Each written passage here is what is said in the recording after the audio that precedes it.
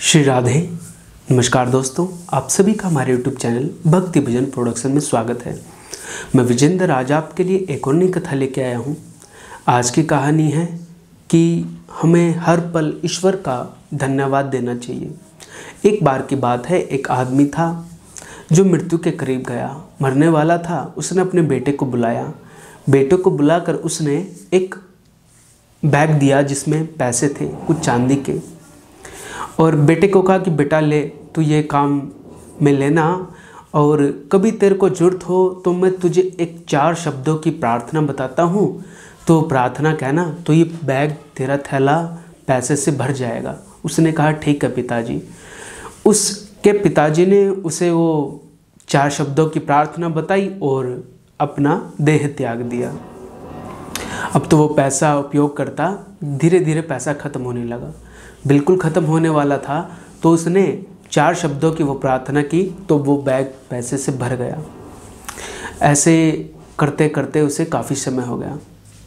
वो बैग उसका पूरा थैला पैसों से भर गया। अब तो उसमें काफ़ी सारे चांदी के सिक्के थे, बहुत सारे पैसे थे। अब उसे खर्च करने में बड़ा समय लगा। जब वो पैसे खर्च किए तो उसने सोचा मैं दोबारा प्रार्थना कहूँ और ये मेरा बैग फिर से पैसों का भर जाए, तो उसने दोबारा प्रार्थना की।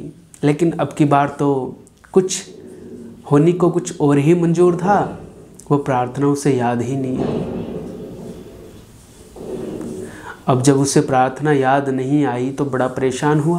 प्रार्थना याद नहीं आई तो पैसे कैसे मिले? सबसे कहता, सबसे पूछता, सबसे आग्रह करता कि वो कोई 4 शब्दों की प्रार्थना बता दे। एक व्यक्ति ने कहा कि मैं बताता हूँ। बोले क्या? कहो कि हे ईश्वर मेरी मदद करो। जब उसने ये प्रार्थना बोली, हे ईश्वर मेरी मदद करो, तो पैसे का बैग फिर से नहीं भरा। बड़ा परेशान। अब तो उसने उम्मीद ही छोड़ दी कि अब तो पता नहीं होगा कि नहीं होगा, चलो जो भगवान की मर्जी। एक बार की बात है, उसके घर पर एक साधु आया और भूखा था बेचारा।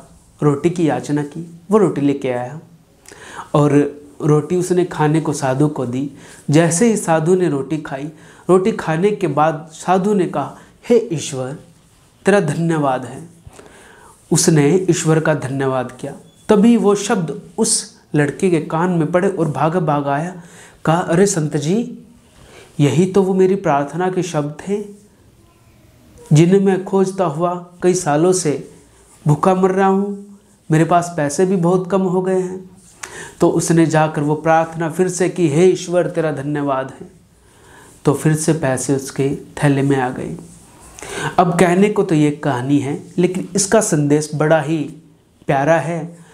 प्यारा ये है, हमें जो भी मिलता है वो परमात्मा की कृपा से मिलता है, लेकिन हम उस कृपा का अनुभव नहीं कर पाते। हम उस ईश्वर का धन्यवाद नहीं कर पाते। हमें तो पल पल ईश्वर का शुक्रिया अदा करना चाहिए। एक वो भजन भी है ना, मुझे तुमने दाता बहुत कुछ दिया है, तेरा शुक्रिया है, तेरा शुक्रिया। हर पल हर क्षण उस परमात्मा का हमें धन्यवाद देना चाहिए।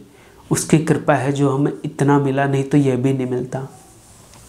तो ये कहानी हमें सिखाती है कि हमें जो भी मिले उसमें ईश्वर की कृपा का दर्शन करें और ईश्वर को धन्यवाद दें।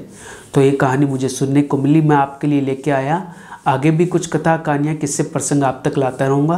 अगर ये कहानी आपको पसंद आती है तो आप इन्हें लाइक करें, कमेंट करें, शेयर करें और हमारे यूट्यूब चैनल को सब्सक्राइब करें। चैनल सब्सक्राइब करने के बाद बेल आइकन को दबा दें ताकि आपको हमारे आगे आने वाले वीडियोज़ के नोटिफिकेशन मिलते रहें। जय जय श्री राधे।